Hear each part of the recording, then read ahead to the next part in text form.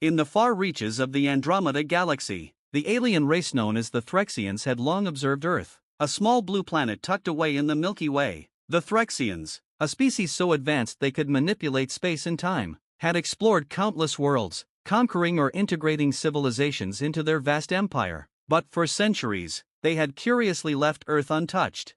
Earth wasn't an impressive planet by the Threxian standards. It lacked advanced technology and had no significant resources that would interest their empire. And yet, despite Earth's vulnerabilities, no Threxian scout had ever dared set foot there.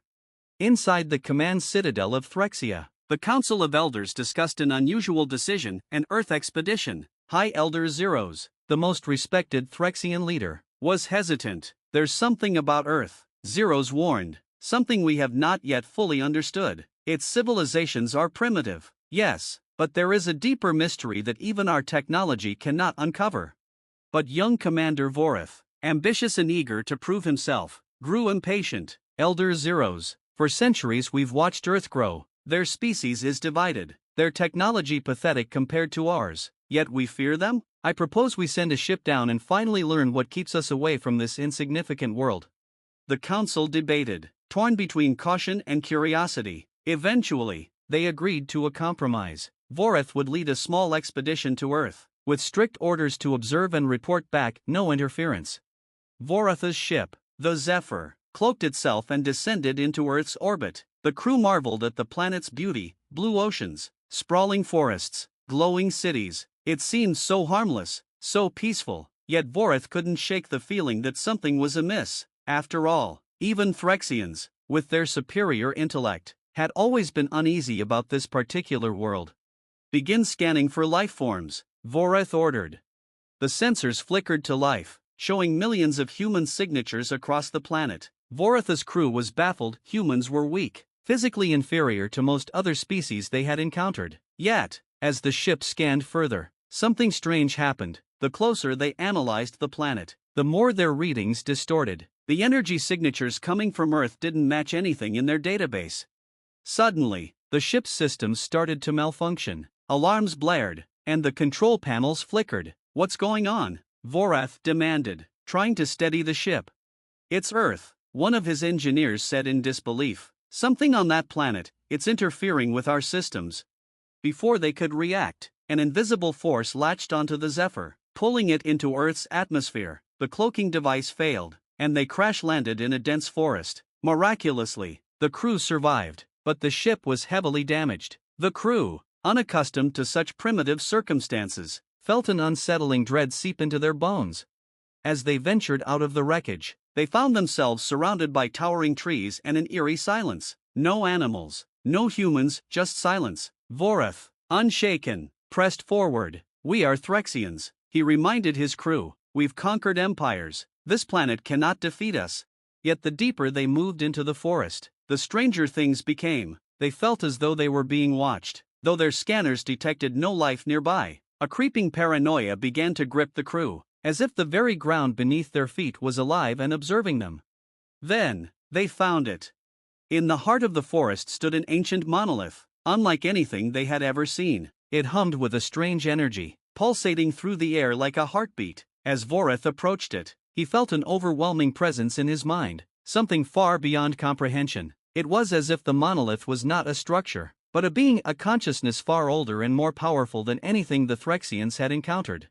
Voreth tried to pull back, but it was too late. The monolith spoke, not in words, but in emotions and visions. In an instant, he understood the terrifying truth.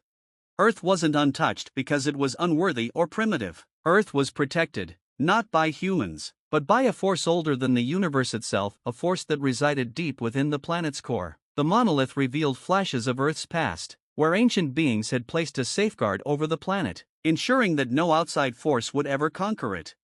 The Threxians, despite their superiority, had always felt this power subconsciously, which was why they had kept their distance for so long. But now, by coming too close, Voreth had awakened something that was now aware of their presence.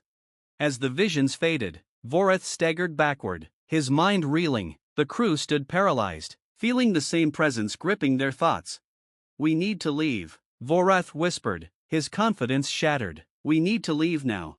But it was too late. The monolith's energy surged, wrapping around the Threxians in a blinding light. In an instant, they were back on their ship, orbiting Earth once more. The ship's systems were fully restored, as if the crash had never happened. The planet below was quiet and still, seemingly indifferent to their presence. Vorith ordered the ship to retreat, his mind haunted by what he had seen. He knew they would never return. The council would have to be told that Earth was no longer a mere planet to observe, it was a sleeping giant, protected by forces far beyond the reach of any empire. As the Zephyr sped away from the solar system, Vorith glanced back one last time at the tiny blue dot in the distance. Earth, untouched and untouchable, had survived not because of its strength, but because of an ancient secret that would keep it safe for all eternity.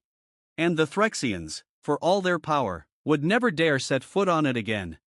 As the Zephyr returned to the Andromeda Galaxy, the crew remained silent. The experience on Earth had left them shaken to their core. Vorith, once so confident, sat in his quarters, unable to comprehend the magnitude of what they had discovered. Earth wasn't just a simple planet, it was a puzzle, guarded by something far more ancient and mysterious than any alien race could imagine. Weeks passed, and Vorith was summoned back to the Threxian High Council to give his report. He stood before the council, eyes shadowed by what he had witnessed. High Elder Zeros watched him carefully, sensing the weight that burdened the young commander. The council chambers were filled with anticipation, as every Threxian elder wanted to hear why Earth, a seemingly defenseless world, remained untouched. Commander Vorith, Zeros began. You've returned from the mission to Earth. What did you find?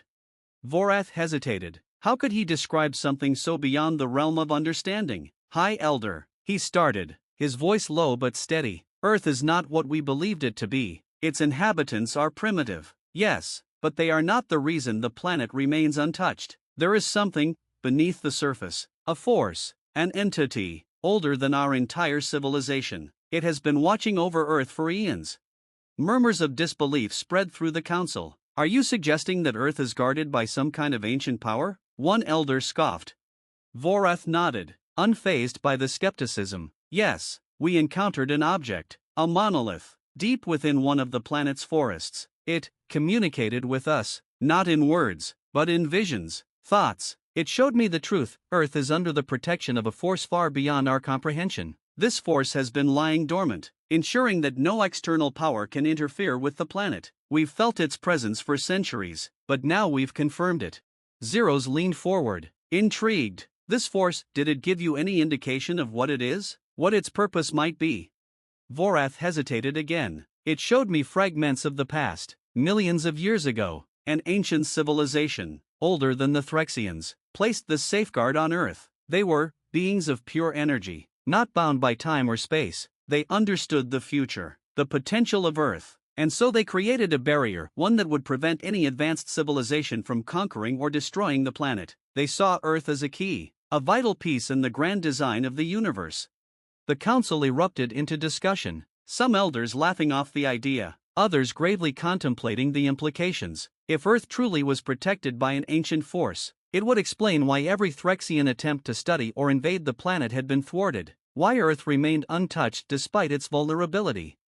Zeros remained silent, deep in thought, before raising a hand to quiet the room. And what happened when you encountered this monolith? Did it attack? Did it warn you? Vorith's eyes darkened. It did neither. It allowed us to leave. But there was a warning, implicit in the visions. Earth cannot be claimed, not by us, not by anyone. The ancient force is watching, and if provoked, it could unleash devastation beyond anything we've seen. I believe this is why no alien race has dared to invade Earth. It isn't just fear, it's survival. This force could erase entire star systems if it chooses to. The council fell into a stunned silence. Even the most skeptical elders couldn't ignore the gravity of Vorith's words. If what he said was true, Earth wasn't just a backwater planet, it was a protected anomaly in the universe. A planet marked by beings far more powerful than the Threxians themselves. One of the younger council members spoke up, breaking the silence. If this force is so powerful, why does it care about Earth? What makes that planet so important? Vorith shook his head, unable to provide a clear answer. I don't know, but the ancient beings saw something in Earth's future, something we can't yet understand. Perhaps it's humanity's potential, or perhaps Earth holds a secret that even we can't decipher. All I know is that we must not interfere with it. High Elder Zero stood, his voice steady but filled with the weight of centuries of leadership. Commander Vorith, your findings are troubling but enlightening. The Threxian Empire has thrived on its conquests, but it appears Earth is not meant to be one of our prizes. We will not disturb the balance. Earth will remain untouched, as it always has. But even as Zeros spoke those words, an uneasy feeling settled in the council. Earth was now more than just a curious anomaly, it was a riddle, one that might hold the key to forces beyond their control. What was it about the planet that made it so valuable to such ancient beings? And how long could the Threxians, or any other race, resist the temptation to unravel its secrets? Far away, on Earth, life continued as usual. Humans went about their daily routines, unaware of the countless alien eyes watching them from across the stars. They didn't know about the Threxians, or the ancient power beneath their feet. But deep within the Earth's core, the force that had guarded the planet for millennia stirred. The visit from the Threxians had not gone unnoticed. Though the aliens had left, they had awakened something old and powerful. And while the ancient beings who had once placed the safeguard over Earth still watched from the shadows of time, they knew the universe would not leave Earth alone forever. The truth of Earth's protection would one day be revealed, and when that day came, the entire galaxy would tremble. For now, Earth remained untouched, but its hidden truth would not remain hidden forever. The Threxians had left Earth, but their encounter with the monolith had stirred a cosmic ripple that spread far beyond the planet. In the vastness of the galaxy, other advanced civilizations had also been observing Earth, some with curiosity, others with malicious intent. Rumors of an ancient force guarding the planet had circulated for eons, but none had dared to explore the truth. Until now, deep within the Orion Nebula, a race known as the Zarthians, conquerors of multiple galaxies, intercepted the Threxian data about Earth. Unlike the cautious Threxians, the Zarthians thrived on challenge and conflict. They were a brutal species. Their war fleets feared across the stars. They had heard whispers of the monolith on Earth. And now, with the Threxians' discovery, they had found what they believed to be the key to ultimate power. Grand Marshal Kirok, leader of the Zarthian fleet, stood in his command center, reviewing the Threxian reports with a smirk. A force guarding a primitive planet? An ancient monolith? He mused, his voice filled with disdain. The Threxians have grown weak, letting superstition cloud their judgment. One of his lieutenants, a grim-faced warrior named Velka, stood by. Shall we prepare the fleet, Marshal? Earth seems ripe for conquest. If this monolith is indeed powerful, we could harness it. Kirok's eyes gleamed with ambition. Yes, we will not be deterred by legends or ancient forces. Earth will fall, and its secrets will belong to us. As the Zarthian fleet mobilized, cloaking itself from the prying eyes of other alien species, their mission was simple: invade Earth, destroy whatever protected it, and claim the monolith for themselves. The fleet of warships, each bristling with weaponry capable of wiping out entire civilizations, sped through hyperspace, determined to conquer the one planet that had remained untouched for millennia. Meanwhile, on Earth, life continued unaware of the looming threat, but beneath the surface, deep within the planet's core, the ancient force stirred once more. It had sensed the Threxians approach weeks earlier, but their respectful retreat allowed it to remain dormant. However, the Zarthians were different. Their presence brought with it violence, greed, and an arrogance that would not go unpunished. The monolith, hidden in the remote wilderness of Earth, began to glow with a soft hum. It reached out across space and time, alerting the ancient beings who had placed it there eons ago. They had designed the monolith as a safeguard, not just for Earth, but for the balance of the universe. If that balance was threatened, the consequences would be catastrophic. The Zarthians, unaware of the forces they were about to provoke, arrived in Earth's orbit, cloaking themselves to avoid detection by Earth's primitive defenses. Grand Marshal Kirok looked down at the blue and green planet, unimpressed. This is the world we were warned about? He scoffed. It looks fragile. This will be easier than I expected. The fleet descended, preparing to land near the monolith's location, deep in the Amazon rainforest. As the Zarthian warships touched down, they deployed ground forces, massive armored soldiers, equipped with energy weapons and advanced technology. They marched through the jungle, their sensors locking onto the monolith's energy signature. But as they approached, the air around them began to shift, the temperature dropped, and the light seemed to dim. An unnatural silence filled the jungle, and the Zarthian soldiers, usually fearless, hesitated. Velka, leading the ground forces, felt an odd sensation, as though something or someone was watching them. "Marshal, there's something strange here," Velka reported back to Kurok, her voice tight with unease. "Don't tell me you're afraid of a planet full of weaklings," Kurok barked over the comms. But Velka wasn't afraid of humans. She was afraid of something far more ancient, something that the Zarthan's advanced sensors couldn't detect. As they closed in on the monolith, the sky above them darkened unnaturally, and the jungle itself seemed to come alive. Trees swayed with no wind, shadows shifted on their own, and a low, vibrating hum filled the air. Without warning, the monolith activated. A wave of energy erupted from the structure, knocking the Zarthan's to the ground. Their technology failed instantly, their weapons powered down, and their armor became heavy and useless. Velka struggled to stand, her heart pounding as she felt the full weight of the monolith's power. Back on the command ship, Kurok watched in disbelief as his forces were crippled by an invisible force. "What is happening?" he shouted, slamming his fist onto the control panel. "We are Zarthan's. Nothing can stand against us." But something was standing against them, something far older and far stronger. The monolith's energy reached into the heavens, and a voice, ancient and powerful, echoed through the minds of the Zarthan's. "Leave this world. Invaders, you do not belong here." Kurok roared in defiance. "We will not be frightened by ghosts. Fire everything we have on that monolith." The Zarthan fleet unleashed their most powerful weapons, beams of energy and plasma raining down on the monolith from the ships above. But the energy dissipated before it could even reach the surface. Absorbed by the monolith's protective field, the monolith pulsed again, and this time, the energy backlash tore through the Zarthan ships. Explosions ripped through the fleet, and one by one, the ships were torn apart as if by an invisible hand. On the ground, Velka watched in horror as the monolith began to glow brighter and brighter. The ancient force within it was not just protecting Earth, it was retaliating. The Zarthan's had crossed a line, and now, they were paying the price. "Retreat!" Velka screamed into her comms, but it was too late. The energy from the monolith surged, and in a single blinding flash, the Zarthan ground forces were disintegrated, wiped from existence. In orbit, Kurok's ship was the last to fall. As the energy wave struck, Kurok's final thoughts were of disbelief. How could such a primitive planet have defeated the mightiest fleet in the galaxy? And then, silence. Far beneath Earth's surface, the ancient beings who had placed the monolith there watched with satisfaction. The balance had been maintained, as it always would be. Earth, for reasons only they fully understood, was a keystone in the fabric of the universe, a world that must remain untouched. For now, the danger had passed, the Zarthan's were gone, and the monolith returned to its dormant state, waiting for the next would-be conqueror to make the same mistake.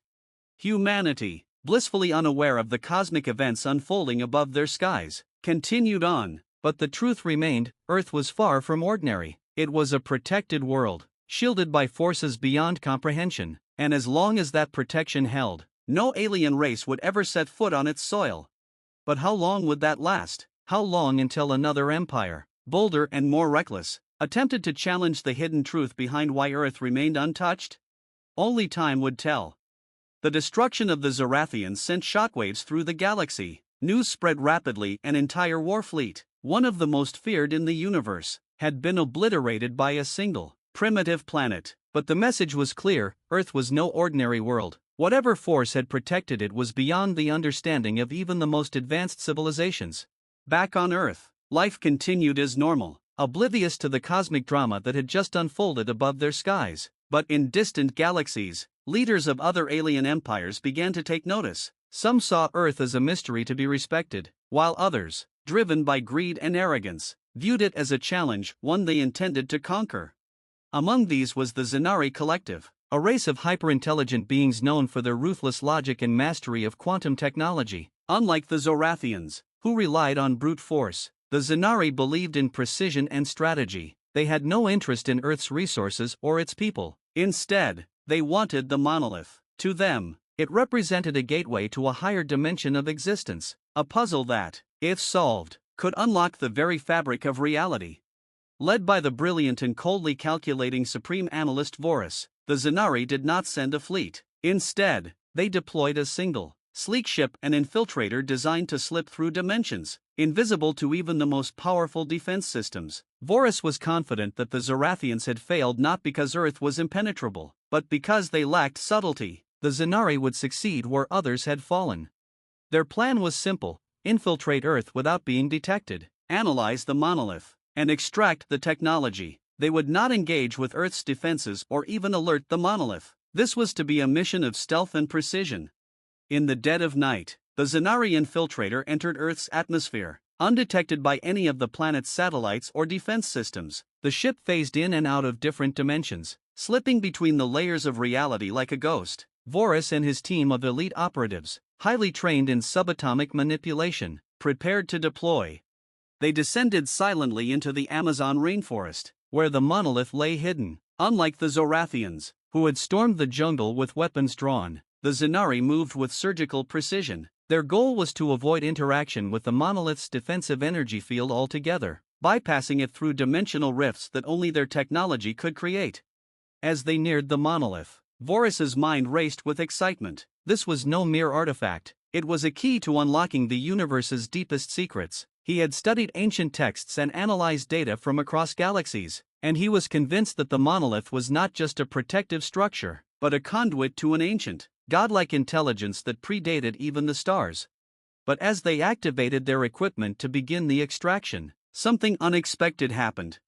The monolith, which had remained dormant since the Zarthan incursion, began to pulse again. At first, it was subtle, just a faint glow, like a distant heartbeat, but within moments, the pulse grew stronger, and the air around the Zenari team thickened with an oppressive weight. Voris frowned, his confidence faltering for the first time. Dimensional stabilizers. Now, he ordered, but it was too late. The monolith reacted not to their physical presence, but to their very manipulation of reality. The moment they had tried to phase through dimensions, the ancient force beneath the surface of the Earth had sensed the disruption, and it wasn't pleased. A wave of energy surged out from the monolith, warping the very fabric of space around them. The Zenari, despite their advanced technology, found themselves disoriented. Their dimensional equipment malfunctioned, and the operatives began to phase in and out of existence, unable to stabilize their forms in the shifting reality. One by one, they vanished, pulled into dimensions they could no longer control.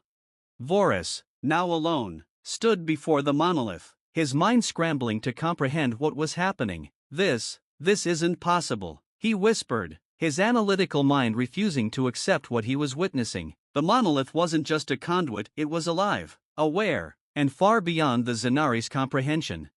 The pulsing intensified, and suddenly, Voris was no longer standing in the rainforest. He found himself in a vast, empty void, a place outside of time and space, where the laws of reality no longer applied. Before him stood a figure, not of flesh and blood, but of pure energy. It spoke, not in words, but directly into his mind.